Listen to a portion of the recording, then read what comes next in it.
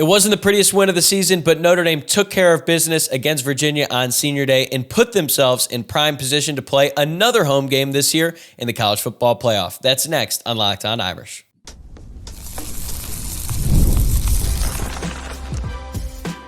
You are Locked On Irish, your daily podcast on the Notre Dame Fighting Irish. Part of the Locked On Podcast Network, your team every day. Hello and welcome in. This is Locked On Irish, your daily Notre Dame podcast. My name is Tyler Wojciak and I'm the host. I graduated from Notre Dame in 2018 and now I'm a producer at Fox Sports. And it's great to have you here on Tuesday, November 19th. And thanks for making this your first listen of the day. Quick reminder to subscribe on your preferred platform. And today's episode is brought to you by Gametime. Download the Gametime app, create an account, and use code LOCKEDONCollege for $20 off your first purchase. Tuesdays means we get Luke Smith on the show for his boots on the ground report from Saturday, plus everything we liked and didn't like from Notre Dame's win over Virginia.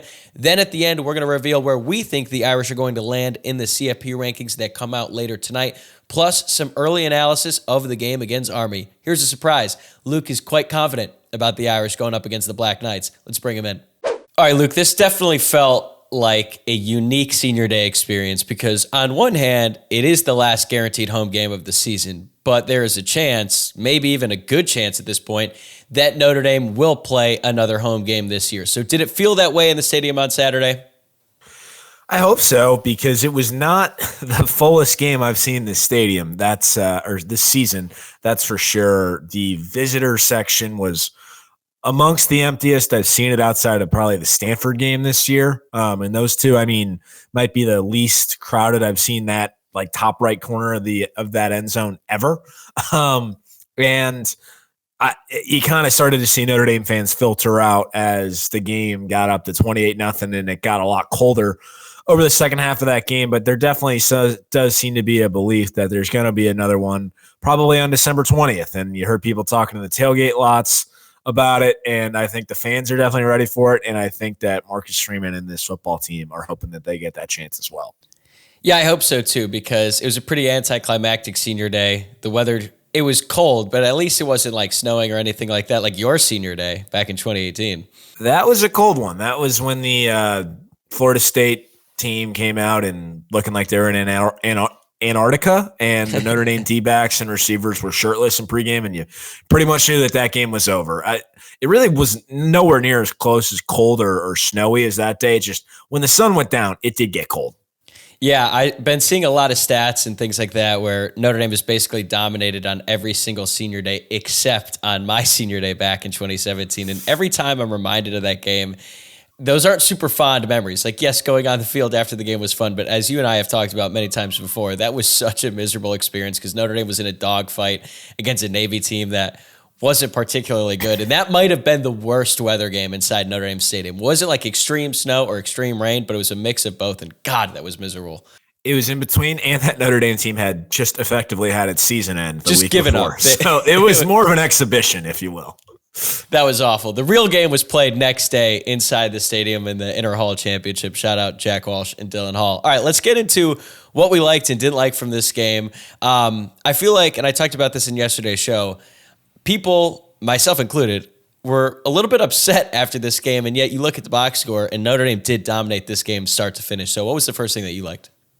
I'll start with the Notre Dame secondary because really every member of that secondary contributed on Saturday.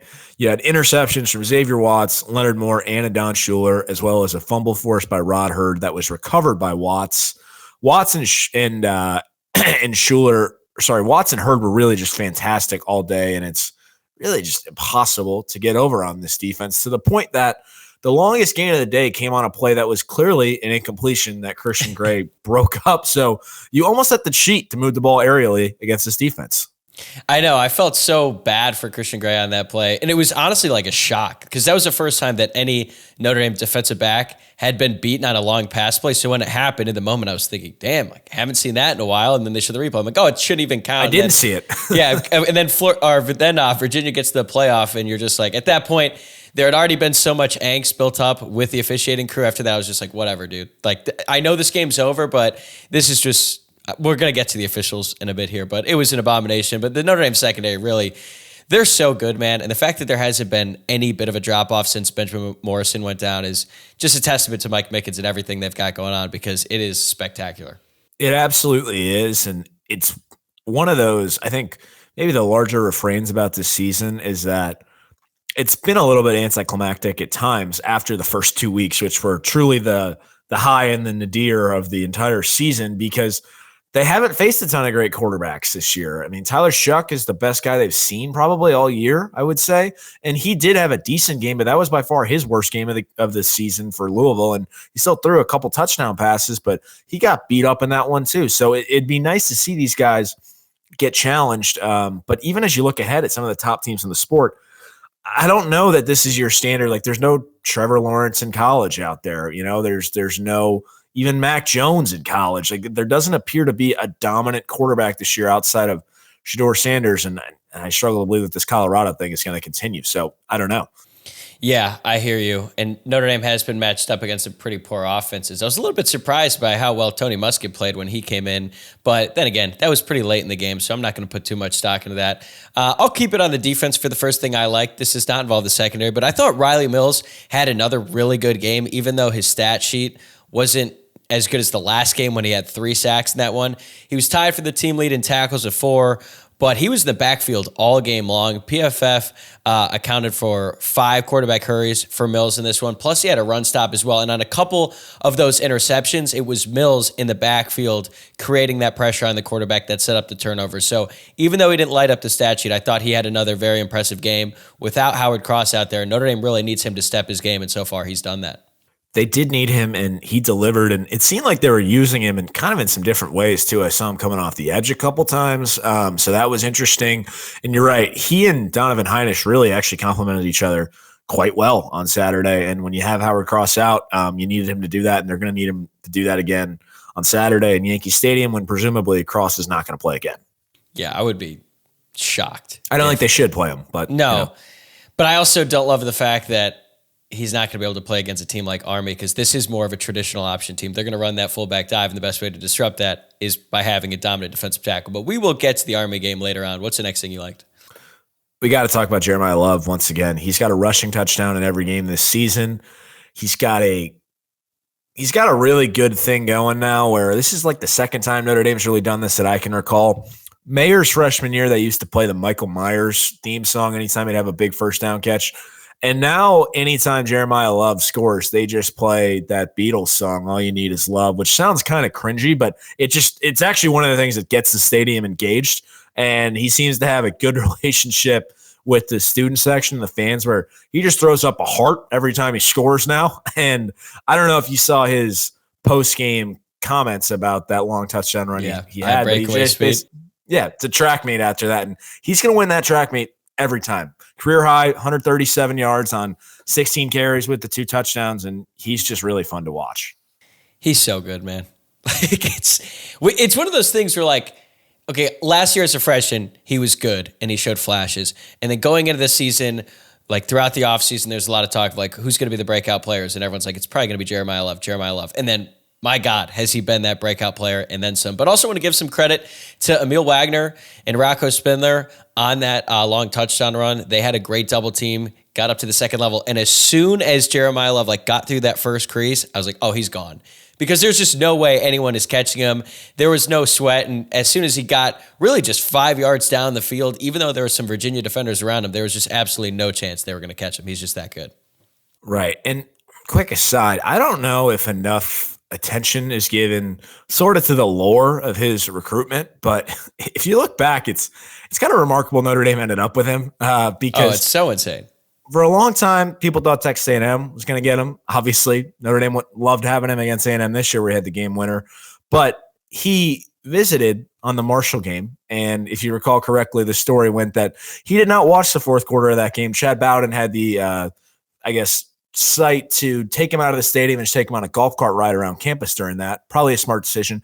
He then committed on the Stanford game too, okay, which was another bad one. And then the part that I think doesn't get talked about enough, close to signing day, there was some chatter that was apparently unfounded that maybe Michigan was going to flip him. And I'll never forget, Matt Freeman wrote an article where he reached out to somebody in Love's camp, and the quote basically was, we ain't going to no effing Michigan. And that was Jeremiah Love. And thank God he did not go to Michigan. He's in Notre Dame.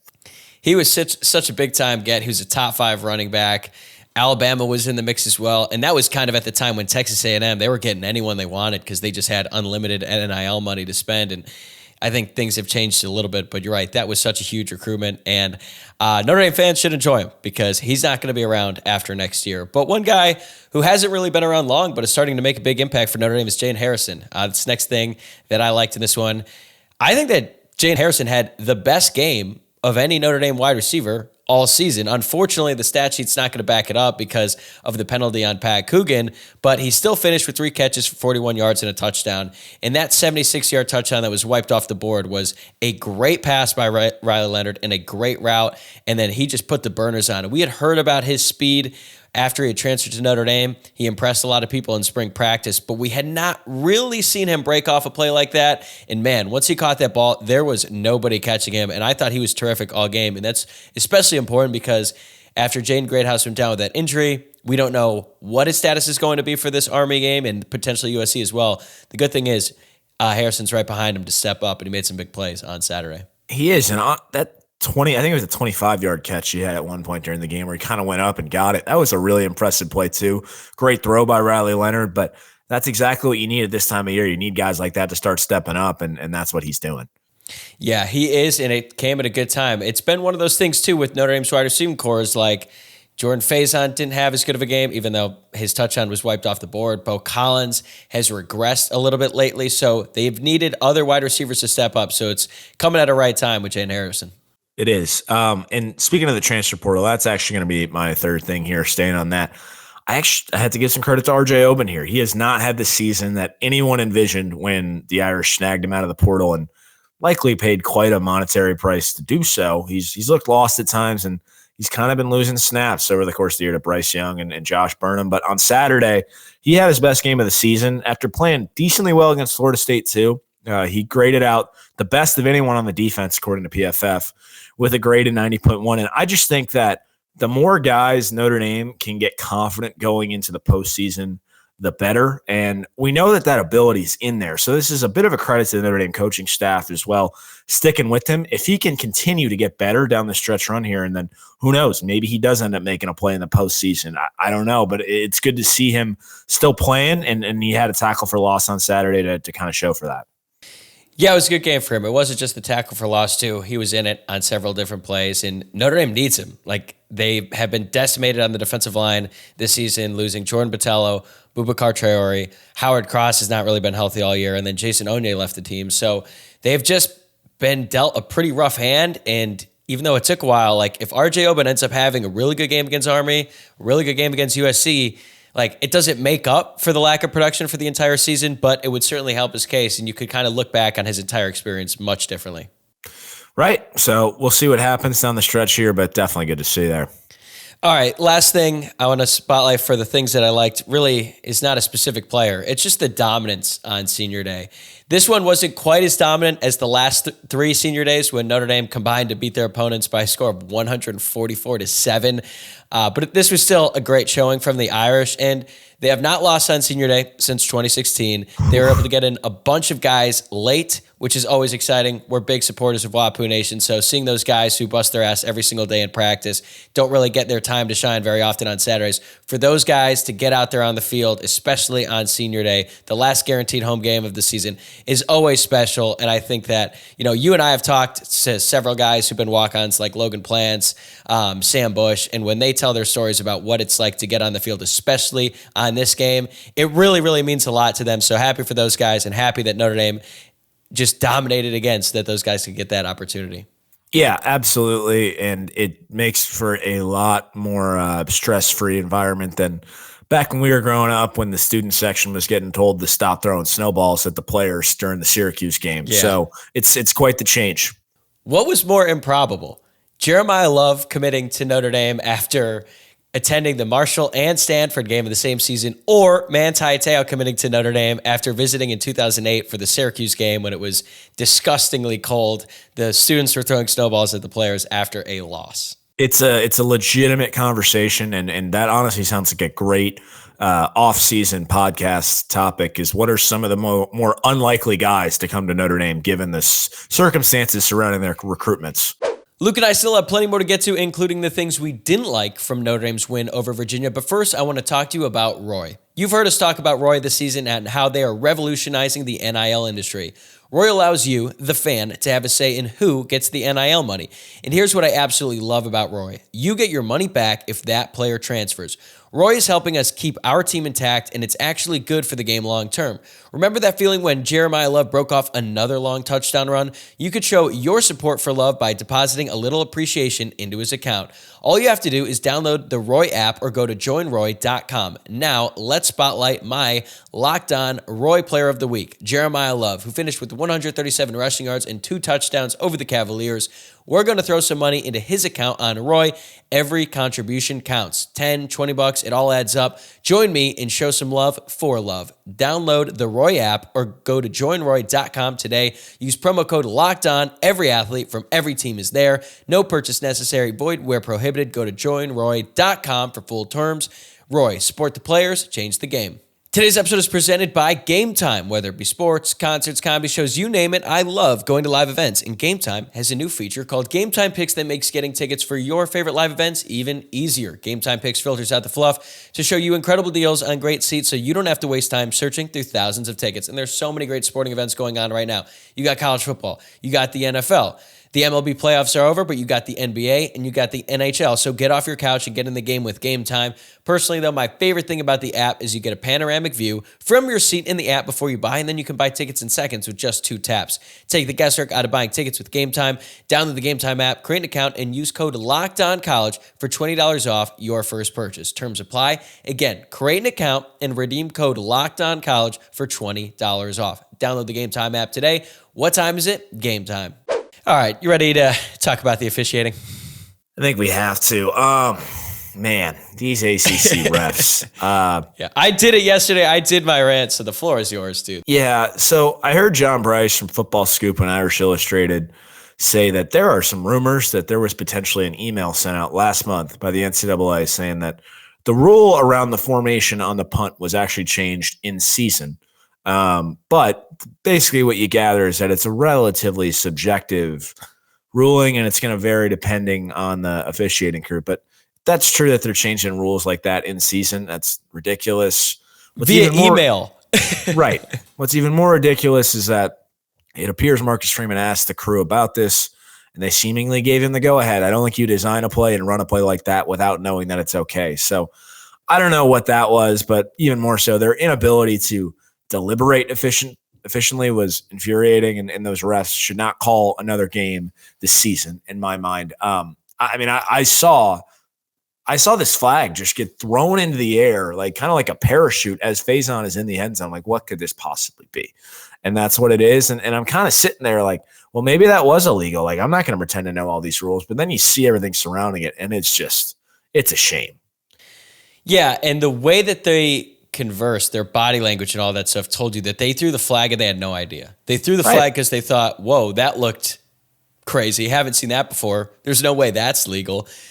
Marcus Freeman was livid. He does not really get like that, so you could tell that he had probably gotten this cleared beforehand. And the fact that they handled it the way they did made it that much worse. It reminded me when I was in high school and I was an umpire for baseball. I remember my boss at the time telling me, you are going to miss calls. That's going to happen. But never look unsure when you make a call, because even if you're right, you're wrong. This case, they weren't even right. They were wrong, and they looked wrong, which made it that much worse. If you're going to call illegal formation, you call it, you deliberate for maybe 10, 15 seconds, and then you just go with it. Because if they had acted more confident in their call, even though we all still would have been pissed and we would have gone back and said, hey, they were wrong, it would have felt different than when they were just trying to figure things out on the fly. And that made that situation so much worse. So the fact that happened and they haven't done anything to rectify the situation in the day since, that's even worse. Yeah, it's frustrating that Notre Dame was punished for its creativity when UVA really should have been punished for not being able to pick up what I thought looked like a clear fake punt the whole way. And you're right, like Freeman saying today that they still haven't heard back from the league on this. Like, what are you doing? I don't understand how that's possible. But the more egregious part of this, of the officials, is there was that clear drop from Malachi Fields, which we've already talked about. Christian Gray breaks the ball up. But what Freeman said today in his press conference is that he asked the side judge if they were reviewing it, and he said yes. And UVA was still able to get the snap off. How does that happen? Especially on a play like that, they should never even had the chance. Like, if there's any sort of deliberation, just blow the whistle, go to review. I don't know what they were doing there. It was just in a season where we have talked about officiating a lot.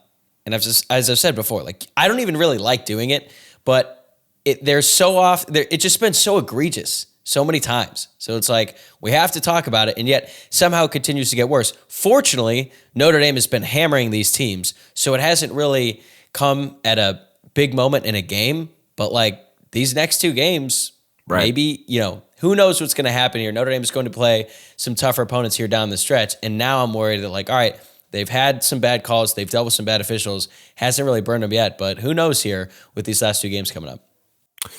Yeah, and that's not to say that, Notre Dame was not without fault this game, because I don't think that they played a very clean game. And I know you probably want to get into this. The penalties were unacceptable. Yeah, that's actually the first thing that I didn't like. This is not blaming the officials. Notre Dame had some bad penalties in this one. We all know the illegal formation was ridiculous. I'm not going to count that. Even without that, they had 8 penalties for 84 yards. And it wasn't just that they had these penalties. They were loud penalties. They're taking points off the board. Like the Jane Harrison touchdown I referred to earlier. Like, Pat Coogan just straight up grabbed a dude's face mask as soon as he stabbed the ball. And then I was getting a kick out of the fact that he was going to the officials after. I was like, what do you say? Even if it was accidental, like, he literally gripped his face mask immediately. And I think that's the most frustrating thing about it, is it didn't really impact the play at all. It wasn't like he was getting beat. It was just a stupid move. So that was frustrating. I felt like Notre Dame as a whole was a bit sloppy in this one, even on defense, even in the game when they forced 4 turnovers plus 1 on special teams. They need to tighten up a little bit, and I think the penalties is a good place to start. Yeah, it definitely is. And Pat Coogan did not have a great game on Saturday in general. And it's funny because when I was walking the tailgate lots, I saw about 40 people in Coogan jerseys. So I'm wondering if the senior day nerves of having all of the south side of Chicago in town got to him a little bit. Yeah, that's tough for him. He's been really good this season, but yeah, just not his best game on Saturday. Yeah. And speaking of the other thing I want to get on, there's just a lot of offensive unevenness is what I'll call it. Notre Dame went 1-12 on third down. Number of drops, as you already mentioned, and I think you said this on your show yesterday.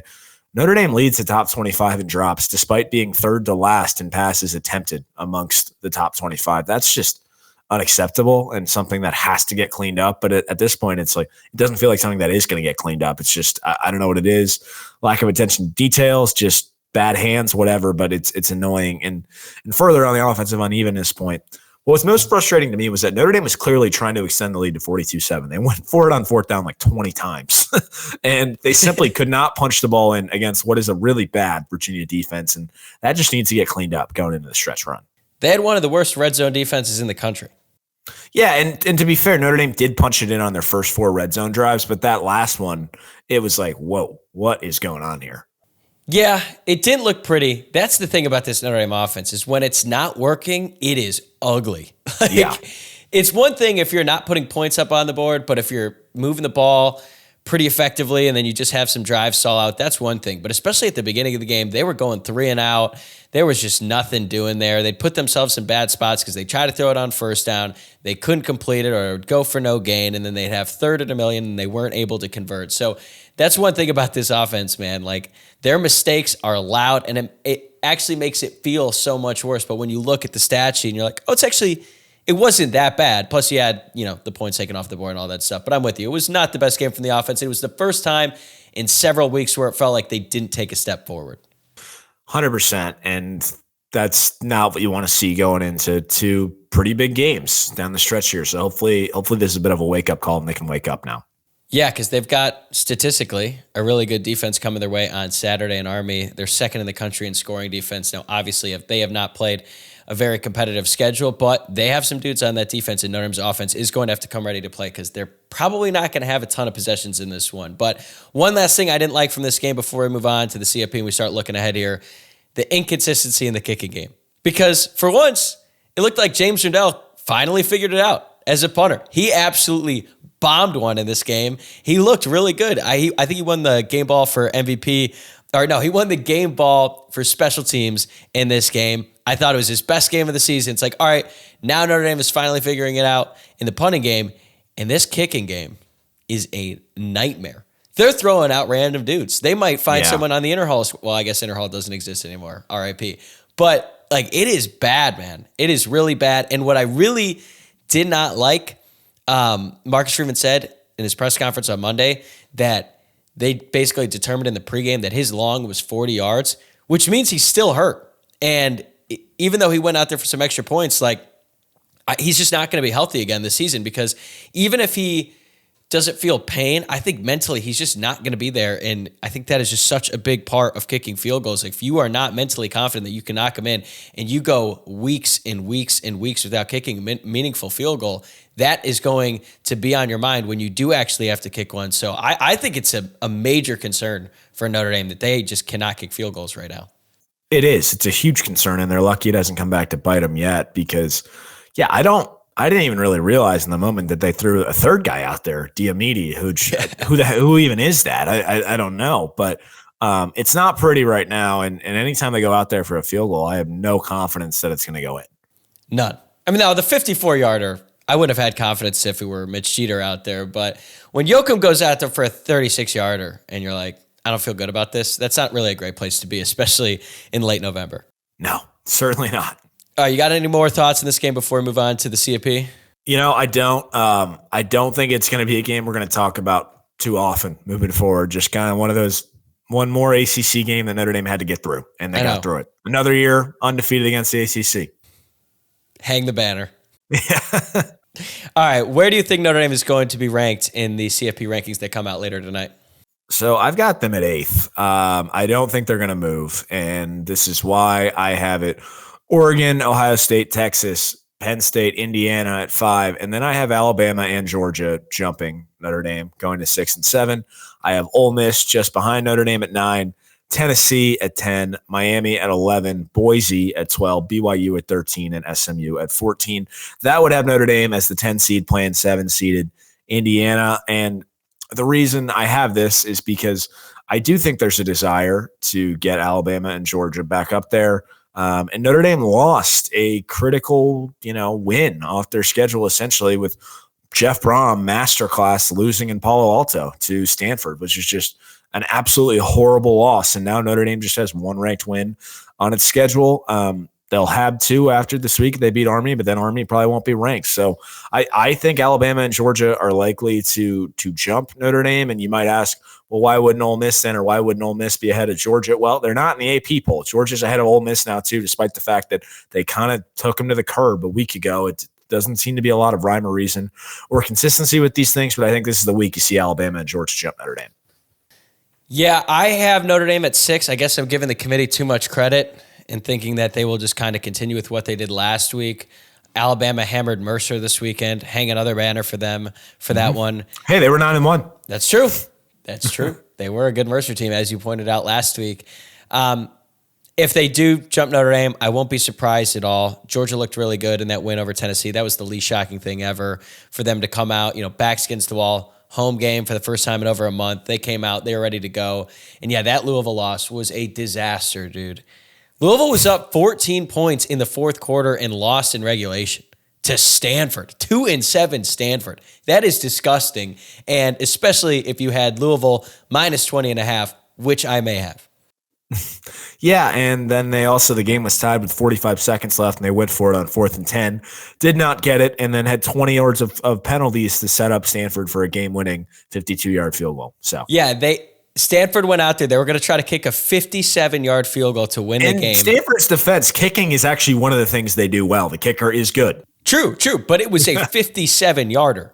Yes. And Louisville got an offsides penalty. What are you doing? Why are you even trying to block a 57-yarder? Just take the odds there. And then as soon as they called that flag, and it was blatant, by the way, this was not, I'm not criticizing the officials at all. Louisville had like 3 guys just running the backfield.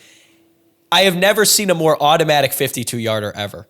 That was the most predictable thing. You're like, oh, Louisville just gave them 5 more yards. Now it's 52. That's still a bomb. But to your point, Stanford always has a good kicker. They do again this year, and he was nails. And that is a tough blow to Notre Dame's strength of the schedule. It's not going to be like the difference between them, getting in or missing the playoffs or anything like that. But I do think that it could affect them seeding-wise. And they really need Texas A&M to keep winning. I don't think that they'd have Texas A&M jump Notre Dame if they end up with 3 losses, but we'll have to see. That's the only good win this team has right now. It is, and it's definitely a little bit concerning. And I think you're hearing all these, just murmurs like, why isn't the SEC getting more respect here? Why is Notre Dame getting respect with the loss to NIU? And I can hear you out on that point. Like, that did still happen, right? But I think one of the things that is not getting appreciated or talked about enough is that this is a new format. It's a 12-teamer. Like, it's supposed to be more like the NFL, where you're allowed to have a game like that you just completely blow for whatever reason. Okay, now you don't want to blow it to a middling MAC team. I get that, but it's a new format, and I'd like to hear some of this chatter go away. It's not going to anytime soon. I'm not delusional, but that's just kind of how I feel about it. It's a new format, and we need to get used to it. Yeah, I feel like the biggest issue here has less to do with the format and the fact that there's 18 teams in a conference, and the schedule imbalance is so insane. Like, what Texas has had to go through this season compared to what Georgia's had to face, it's not even close, man. And Texas is ranked 3rd, Georgia's ranked 8th, obviously because Georgia has one more loss. But there's a real issue. I mean, you look at what Indiana has done this year. They have had a cakewalk schedule, and I've defended them to an extent. I'm like, I know their schedule's been terrible, but I actually think this is a good football team. But we are going to find out on Saturday about IU. And I actually am with you now, because I know that we've talked about this before, where you were just like, this IU thing needs to stop because the people in Chicago, the alums, have been rather annoying. I'm getting there. They're getting a little too cocky for me. Oh, yeah. It sickens me to say I might root for Ohio State in this one, but Ohio State minus 12.5? That's speaking to me right now. Yeah, and part of me wouldn't hate if Ohio State won 56-0. But the other side of this coin is, should the Fighting Signetti somehow win this game, I think the conversation needs to change about Ohio State. It does. Because Ryan Day might not leave the stadium. Right, but at that point, their best win would be against a Penn State team who, by the way, row the boat. I can't believe I'm rooting for PJ Fleck this weekend, but I kind of hope Minnesota beats them. And I think the conversation would have to change about Ohio State. I'm sure they'd still get in with 2 losses, but that's something that you won't hear because of the helmet. Dude, can you imagine if Ryan Day lost a home game to Indiana? Am I switching sides here? It might be.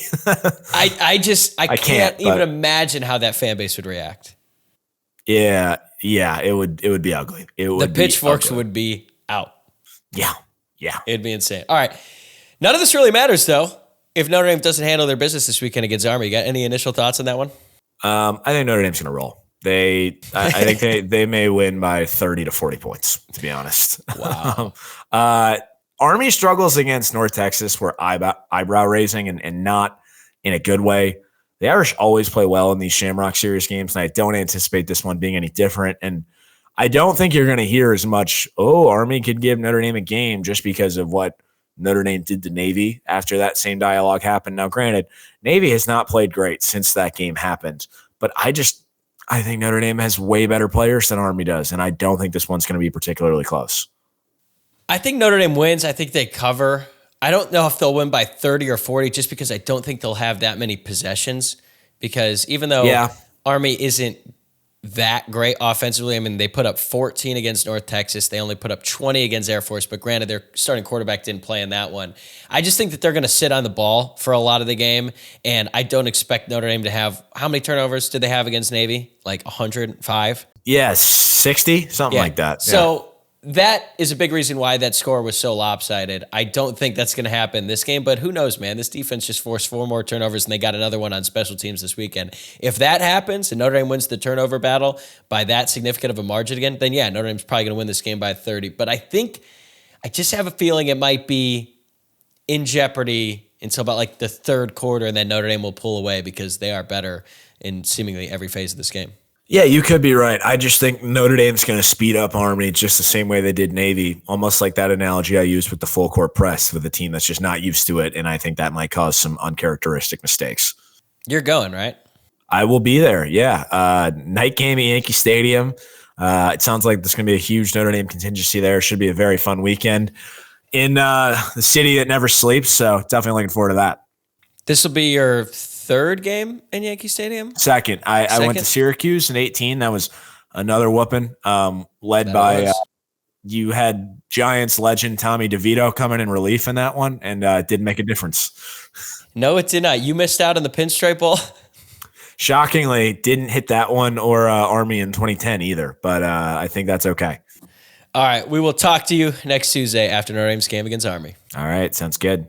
Today's episode is also brought to you by Mint Mobile. I love a great deal as much as the next guy, but I'm not going to crawl through a bed of hot coals just to save a few bucks. It has to be easy. No hoops, no BS. So when Mint Mobile said it was easy to get wireless for $15 a month with a purchase of a 3-month plan, I called them on it. Turns out it really is that easy to get wireless for $15 a month. The longest part of the process was the time I spent on hold waiting to break up with my old provider. It really is such an easy process from the moment you go on their website to purchase and activation. To get started, go to mintmobile.com/lockedoncollege. There, you'll see that right now, all 3-month plans are only $15 a month, including the unlimited plan. All plans come with high-speed data and unlimited talk and text delivered on the nation's largest 5G network. You can use your own phone with any Mint Mobile plan and bring your phone number along with all your existing contacts. Find out how easy it is to switch to Mint Mobile and get 3 months of premium wireless service for $15 a month. To get this new customer offer and your new 3-month premium wireless plan for just $15 a month, go to mintmobile.com/lockedoncollege. That's mintmobile.com/lockedoncollege. Cut your wireless bill to $15 a month at mintmobile.com/lockedoncollege. $40 upfront payment required, equivalent to $15 a month. New customers on first 3-month plan only. Speed slower above 40 GB on unlimited plan. Additional taxes, fees, and restrictions apply. See Mint Mobile for details. All right, that's going to do it for today's episode. Thanks again for making Locked On Irish your first listen of the day. Tomorrow, I'm going to have my full preview out for the game against Army, so make sure you tune into that. Also, be sure to subscribe on YouTube or wherever it is that you're listening to the podcast. And if you liked what you saw today, remember, like this video below, or if you're listening to the pod, please rate the show 5 stars, leave a review, and I'll see you tomorrow.